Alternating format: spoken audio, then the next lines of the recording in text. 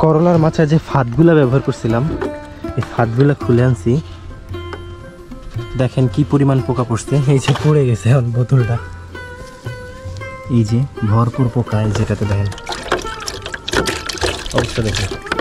তো এখন মূলত এটা খোলার কারণ হচ্ছে ডিটারজেন্ট মিশ্রিত পানিটা চেঞ্জ করে দিব, কারণ এগুলোতে এমনিতে ভরে গেছে, পানিটাও নষ্ট হয়ে গেছে, যাতে করে আবার যখন পোকাটা আসবে সাথে সাথে মরা যাবে। তবে আমি এখানে একটা ভুল করছি, যে এই যে ফাঁদের যে কাঁটাগুলা এগুলো একটু বেশি দিয়ে ফেলছে, আর একটু কম হলে পোকাটা আর একটু বেশি আটকাতো। এখন বেশ কিছু পোকা আসে আবার ভিতর থেকে চলেও যায়, তো এই জায়গায় আমার ভুল ছিল, আর একটু কম দিলে ভালো হতো।